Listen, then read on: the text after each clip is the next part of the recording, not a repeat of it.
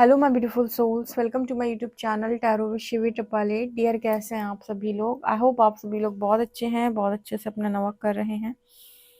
Channel पर आए तो रिक्वेस्ट करूंगी सब्सक्राइब करें इस चैनल को। वीडियो पसंद आता है तो लाइक दिस वीडियो। शुरू करेंगे गाइज आपकी रीडिंग और देखते हैं आपके पर्सन की करंट एनर्जी।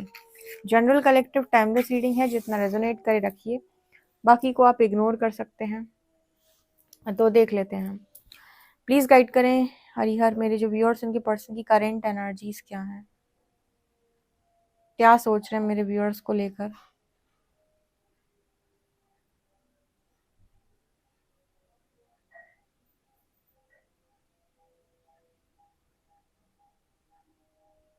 आपके पर्सन कोई बात को लेकर आपसे ऐसा सोच रहे हैं, बोलूं कि नहीं बोलूं, बोलूं कि नहीं बोलूं, बोल दूंगा तो क्या होगा, इसका रिजल्ट क्या आएगा, पॉजिटिव आएगा नेगेटिव आएगा।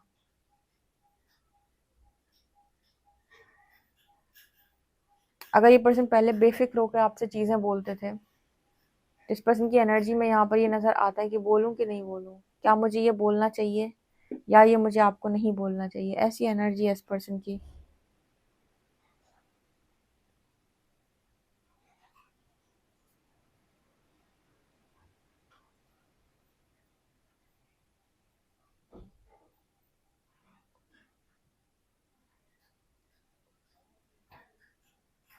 एक बात ये पर्सन जो कहना चाहते हैं वो ये कि मुझे लगता है ये पर्सन आपसे ये कहना चाहते हैं कि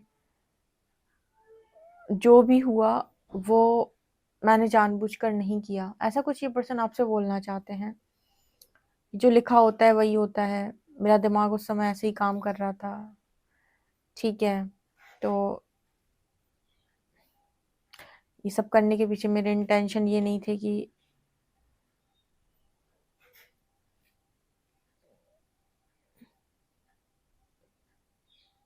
मुझे कुछ गलत करना है। मतलब इस पर्सन की एनर्जी में ना एक मैसेज आ रहा है, जैसे पर्सन ये कहना चाहते हो कि जो भी होता है ईश्वर की मर्जी से होता है,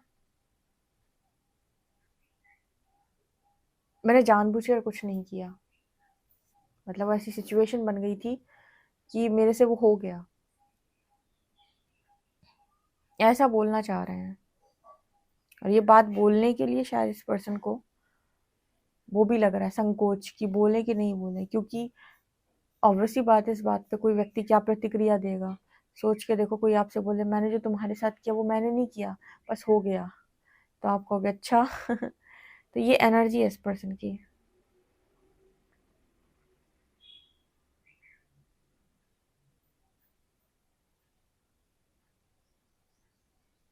ये पर्सन ये भी बोलना चाहते हैं कि क्या करूं, मैं तुम्हारी तरह समझदार नहीं हूँ, मैं उस तरीके से काम नहीं कर पाता हूँ जैसे तुम कर लेते हो। वैसे मुझे दुनिया दिखाई भी नहीं देती जैसे तुम्हें दिखाई देती है। तो मेरे लिए जो चीज़ एकदम उस मोमेंट पे सामने आती है, मैं उस पर सोचकर काम करता हूँ या करती हूँ। तो ये ऐसा बोलना चाहते हैं, जितना अच्छा बैलेंस तुम बना लेते हो मुझे नहीं आता है उतना अच्छा बैलेंस बनाना। क्योंकि इस पर्सन ने ये पाया है कि आपके बहुत कैलकुलेटिव डिसीजन होते हैं, बहुत ही कैलकुलेटिव एक्शन होते हैं। पर इस पर्सन का जो डिसीजन है वो भी इम्पल्सिव होता है, और एक्शन पे रिएक्शन आते हैं आपके पर्सन के। तो ये पर्सन बोल रहे हैं कि जितना पेशेंस किसी काम को करते वक्त तुम्हारे अंदर है, वो शायद उतना मेरे अंदर नहीं है। ऐसा ये पर्सन की एनर्जी है। और एक चीज ये पर्सन ये भी बोलना चाहते हैं आपको कि जितना तुम सह सकते हो उतना मैं सह भी नहीं सकता हूँ या नहीं सकती हूँ। लड़का है लड़की जो भी है, तुम्हारे सहने की क्षमता मुझसे कहीं ज्यादा अधिक है। आपके पर्सन की एनर्जी में ना एक रिवेंज की एनर्जी भी है। मतलब ये पर्सन वो व्यक्ति है जो हर चीज को, क्योंकि रिवेंज, मुझे यहाँ पर ऐसा मैसेज मिला है जैसे रिवेंज लेना चाहते हैं। ऐसे होता है ना कि आपके साथ कोई कुछ गलत कर देता है तो बहुत सारे लोग ऐसे होते हैं कि मैं रिवेंज लूंगा, बदला लूंगा, मैं बदला लूंगी मैं। कुछ लोग ऐसे होते हैं जो माफ कर देते हैं। तो ये एनर्जी इस पर्सन ने आप में देखी पर खुद में नहीं देखी। इनको लगता है ये नहीं कर सकते हैं। अब जो काम आपने, इस पर्सन ने आपके साथ किया, अगर आपने किए होते इस पर्सन के साथ, तो ये पर्सन माफी की जगह पक्का आपसे बदला लेते हैं। पॉसिबिलिटी थी, क्योंकि इतनी आसानी से पर्सन किसी को माफ नहीं कर सकते हैं, तो ये एनर्जी में दिख रहा है इनकी।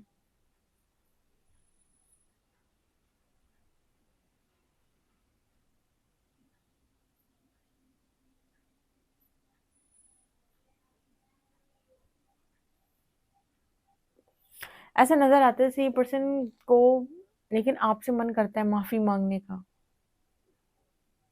देखो, आपसे माफी मांगने का मन क्यों करता है, इसका भी मैं रीजन बता देती हूँ।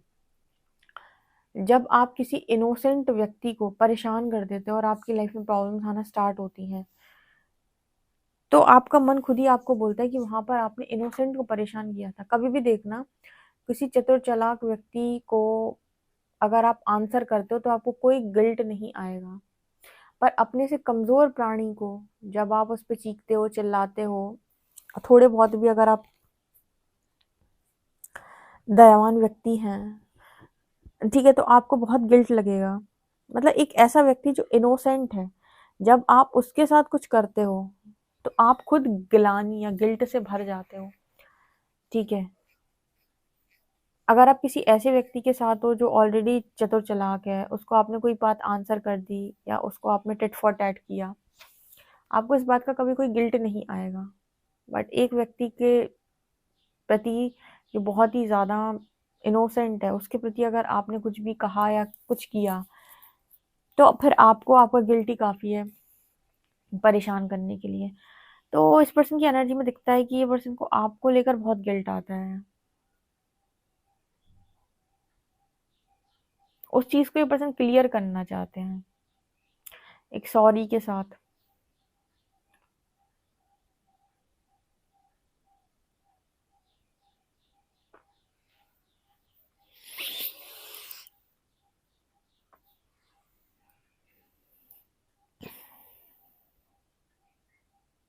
अच्छा, ये है भी, इनोसेंट व्यक्ति को आप परेशान ना करो तो बेहतर है, क्योंकि उसकी तो हाय बददुआ, वो तो क्योंकि उसे रिवेंज लेना आता नहीं है तो उसकी तो हाय बददुआ वैसे ही निकलेगी।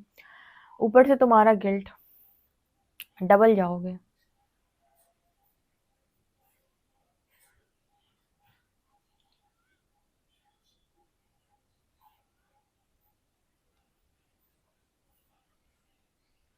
इस पर्सन का ना नजरिया भी बदला है। ये पर्सन जैसे थोड़े पहले ऐसे थे कि अपने नजरिए से कोई भी चीज सोच ली और फिर जजमेंट्स क्रिएट कर डाली, और फिर ये हुआ कि अब तुमसे रिवेंज लेंगे या फिर तुम बताएंगे, इस वक्त आने पे बताएंगे। ये सब चीजें इस पर्सन के अंदर से कम हो गई हैं पहले से। कम क्यों हो गई हैं? क्योंकि इस पर्सन को अपना नेचर ऑब्जर्व करना आ गया कि इनका क्या ही नेचर है ये। यहाँ पर आप ये सोच रहे हो कि कुछ हो जाए तो फिर मैं बताऊं, या कुछ हो गया तो फिर मैं बताऊंगा। तो अपना नेचर ऑब्जर्व करना आ गया इस पर्सन को।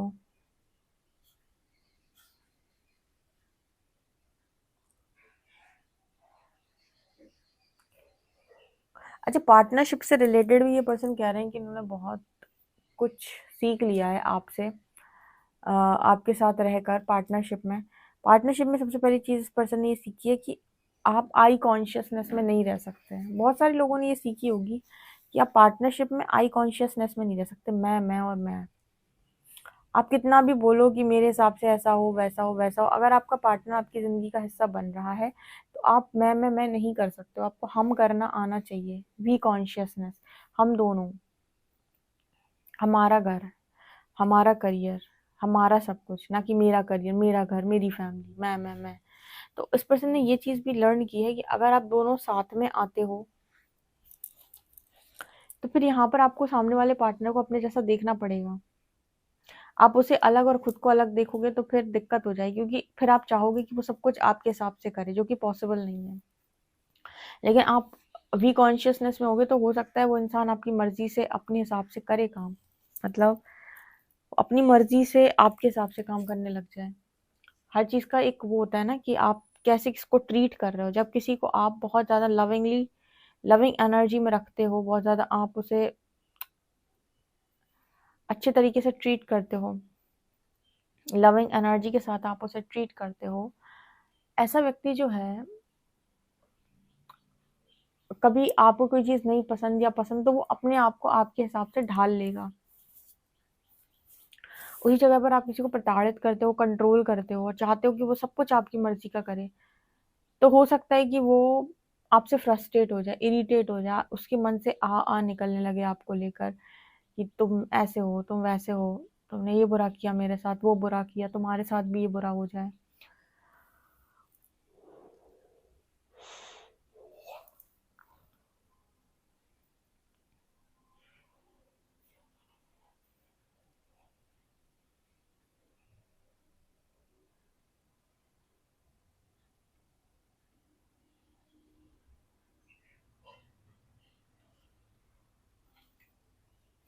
यहाँ पर ना मुझे राहु की एनर्जी नजर आई है।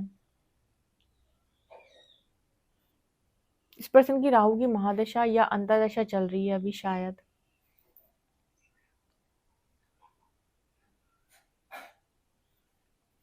और राहु में शायद सैटर्न चल रहे हैं, राहु के साथ सैटर्न। ये तो राहु की महादशा है, सैटर्न की अंतर्दशा है। ठीक है, क्योंकि ये जो लेसन आ रहे हैं ना, इल्यूजन्स ब्रेक हो गए हैं, ये सैटर्न के समय में ही होते हैं। तो अब बताइएगा, आपके पर्सन के अंदर बहुत ज्यादा सेल्फ ऑब्सेशन था क्या? तो ये उसी इंसान की एनर्जी है, बहुत ही ज्यादा ऑब्सेसिव व्यक्ति था जो पास्ट में, या बहुत ही ज्यादा कंट्रोलिंग या एग्रेसिव।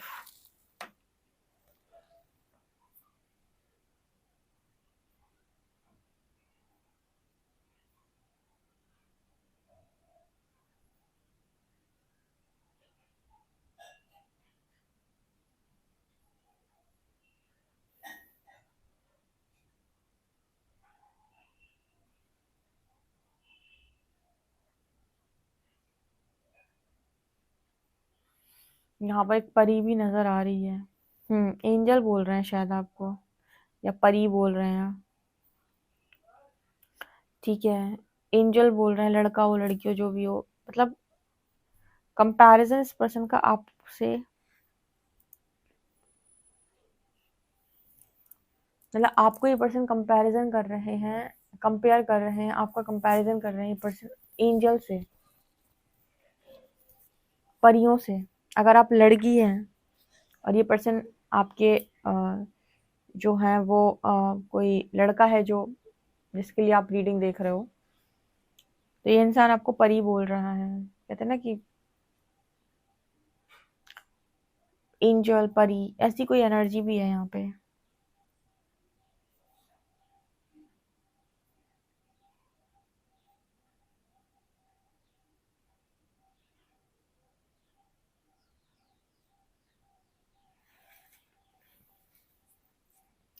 आपके पर्सन इस वक्त शायद ये वाला सॉन्ग सुन रहे हो सकते हैं, दिले उम्मीद तोड़ा है किसी ने, सहारा देकर छोड़ा है किसी ने।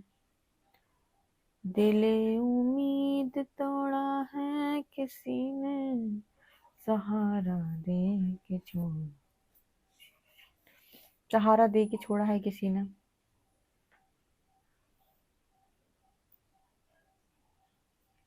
ओके, तो ये पर्सन आपके आदी हो गए थे आई थिंक, या आप में इस पर्सन की दुनिया बसने लगी थी, और उसके बाद ये पर्सन ही, इनका दिमाग काम नहीं किया और ये पर्सन ही निकल लिया आपकी लाइफ से। तभी ये स्टार्टिंग में मैसेज देना चाहते थे कि इन्होंने कुछ भी जानबूझ के नहीं किया है, मतलब सोची समझी प्लानिंग नहीं थी इस पर्सन की कि ये आपको छोड़ देंगे और आपको अपनी लाइफ से निकाल देंगे, आपका इस्तेमाल कर लेंगे। ये सब कुछ सोचकर इस पर्सन ने नहीं किया था। इस पर्सन का डिसीजन इम्पल्सिव डिसीजन है, क्योंकि मैंने बताया था कि जिनके अंदर ट्रिगर बहुत ज़्यादा होते हैं या ईगो और एंगर बहुत है, ऐसे लोग कैलकुलेटिव डिसीजन नहीं लेते, इम्पल्सिव डिसीजन होते हैं, ले लिया उसके बाद पछता रहे हैं। ठीक है, सिचुएशन बनी और डिसीजन आ गया और उसके बाद फिर रिग्रेट हो रहा है, तो ये उस तरीके का पार्टनर है आपका।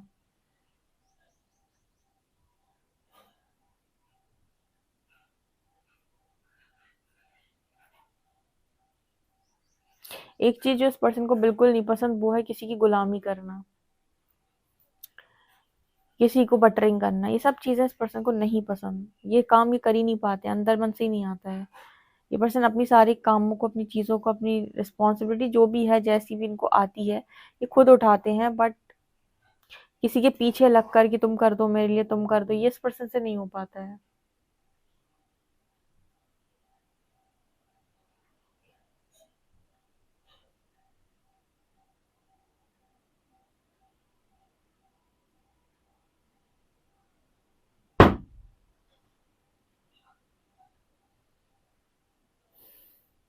चलिए देखते हैं गाइस आपके लिए कार्ड्स क्या बताते हैं, करंट एनर्जी क्या है।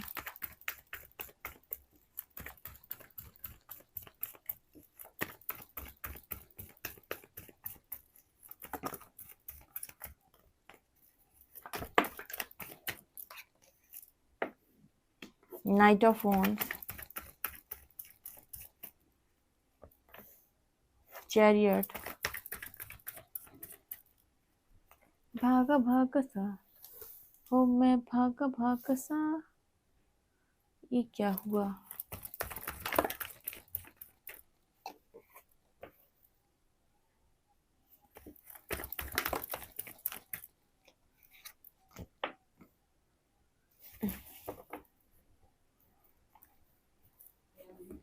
यहाँ पर ऐसा नजर आ रहा है कि आपके पर्सन जो है एक्शन लेंगे आपकी तरफ, कोई ना कोई एक्शन जरूर होगा। ये पर्सन आपसे कुछ ना कुछ तो कहने वाले हैं यहाँ पे। वैसे तो इतनी आसानी से इस पर्सन से सॉरी नहीं निकलती, पर हो सकता है पर्सन आपको सॉरी बोलें, या फिर जो भी हुआ, क्योंकि जो भी इम्पल्सिव डिसीजन इस पर्सन ने पास्ट के अंदर लिए, उसके बाद इस पर्सन की जो स्पिरिचुअल अवेकनिंग हुई। एक्चुअली इस पर्सन की सबसे बड़ी प्रॉब्लम बताऊँ मैं क्या है, दो चीज़ें इस पर्सन की सबसे बड़ी प्रॉब्लम है जो मैंने रीडिंग की जिस व्यक्ति की। पहली तो ये पर्सन ओवर बर्डन लेते हैं, दूसरी इस पर्सन के अंदर बहुत ज़्यादा गुस्सा भरा रहता है, हमेशा तैयार रहता है व्यक्ति झगड़ा करने के लिए। मैंने बोला तो रिवेंज वाली एनर्जी है उसमें रीडिंग में आपको, इस इंसान की रिवेंज वाली रीडिंग है, रिवेंज वाली एनर्जी है।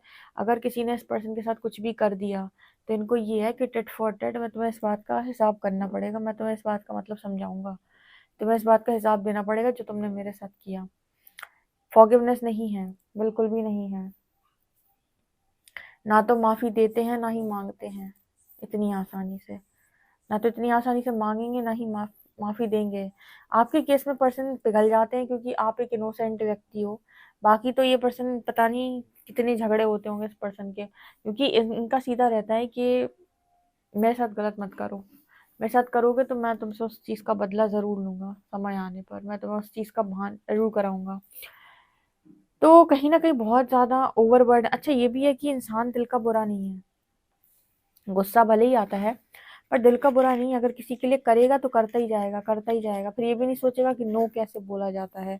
इस पर्सन को नो बोलना नहीं आता। कुछ लोग ऐसे होते हैं ना जो करते हैं किसी का तो नो नहीं बोल पाते, अगर किसी ने कह दिया ये करना है तो हाँ ठीक है तैयार है, हाँ ठीक है तैयार है, ये नहीं कह पाते हैं कि देख भाई मेरे को टाइम नहीं है, मेरे से ना हो पाएगा अभी, मतलब मैं अभी तैयार नहीं हूँ, या फिर मुझे कुछ और काम है, बहाने बनाना नहीं आता उनको, नो बोलना भी नहीं आता है, या फिर वो सीधे सीधे बोल दे नो नहीं। ऐसे लोग ज्यादा चक्की चक्की में पीस दिए जाते हैं, क्योंकि इनको नो बोलना नहीं आता तो बर्डन लेते जाते हैं लेते जाते हैं, जिसने जो कहा उसकी खुशी के लिए वो कर दिया, बाद में पछता रहे हैं। ठीक है, किस चीज के लिए पछता रहे हैं कि अरे यार, कभी कभी ऐसा होता है ना कि आप नो बोलना चाहते हो लेकिन आप नहीं बोल पाते, और फिर आपको लग रहा है कि अब छोड़ो करना ही पड़ेगा काम, क्या कर सकते हैं। तो आपको अगर नो बोलना नहीं आता तो ये आपकी सबसे बड़ी दिक्कत होती है, क्योंकि आप सबको साधने के लिए थोड़ी है कि सबको आप साधते घूमेंगे, कहीं कहीं पर नो बोला जाता है। ऐसा भी नहीं कि हर जगह नो बोलना है, पर कहीं कहीं पर नो बोलना बनता है आपका। ठीक है, नो कहाँ पर बोला जाता है, जहां पर लोग अपनी चीजों की अकाउंटेबिलिटी नहीं ले रहे हैं और आप पर सारे सारे भार डाल रहे हैं, अपनी रिस्पॉन्सिबिलिटी खुद नहीं ले रहे, सारा भार आपके ऊपर डाल रहे हैं, ऐसे लोगों के सामने नो बोला जाता है। ठीक है, और फिर जब ये पर्सन चीजें कर लेते हैं तो उन्हें गुस्सा भी बहुत ज्यादा बढ़ता है। तो ये दो प्रॉब्लम है बस, और इससे ज्यादा कोई प्रॉब्लम नहीं है इस पर्सन की लाइफ के अंदर। नेचर में थोड़ी दिक्कत है, करने पे आएगा तो लुट्टा पिट्टा करेगा, और नहीं करने पे आएगा तो फिर इतना रिवेंज वाली एनर्जी में चले जाते हैं कि फिर झगड़े ही झगड़े होंगे। तो ये बड़ा दिक्कत वाला मामला है, बैलेंस नहीं कर पाते हैं पर्सन कि अपने आप को भी रोकना सीखें और सामने वाले को भी रोकना सीखें, मतलब खुद भी हद में रहो, सामने वाले को भी हद में रखो, तो खुद की हद तो जाएगी जाएगी, सामने वाले की भी जाएगी। ठीक है, सामने वाले ने हद पार की तो फिर ये पर्सन की तुम्हें इसका मतलब समझाऊंगा मैं। ठीक है, तो ये एनर्जी है इस पर्सन की। इसलिए कहते हैं गुस्से को प्यार शांत करता है, यानी कि प्यार को नफरत से, नफरत को प्यार से जीता जाता है, नफरत को नफरत से नहीं जीत सकते। आग को पानी बुझाता है। उस तरीके से इस पर्सन की एनर्जी में ना एक ऐसा व्यक्ति चाहिए जो इनको बैलेंस करे। कई बार ऐसा होता है कि जो प्रेमी पड़ जाते हैं, प्रेम में पड़ जाते हैं जो लोग, वो लोग बदल जाते हैं।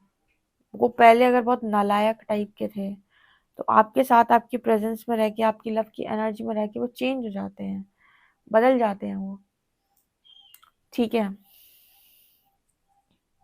इस इंसान की एनर्जी भी कुछ कुछ वैसी ही फील हो रही है। इस पर्सन को प्यार से बदला जा सकता है, क्योंकि इंसान बुरा नहीं है, बस थोड़ा सी कमी है कि पहले सबके लिए करेगा करेगा करेगा करेगा, फिर लड़ेगा कि मैंने इतना किया तुम लोगों के लिए, तुम ये सलाह दे रहे हो मुझे। ये एनर्जी है इस पर्सन की। ओके, आई होप गाइज आपको रीडिंग इंटरेस्टिंग लगी तो कमेंट सेक्शन में जरूर बताएं। पर्सनल रीडिंग के लिए व्हाट्सएप कर सकते हैं। वीडियो पसंद है तो like this video, subscribe my channel. Thank you guys.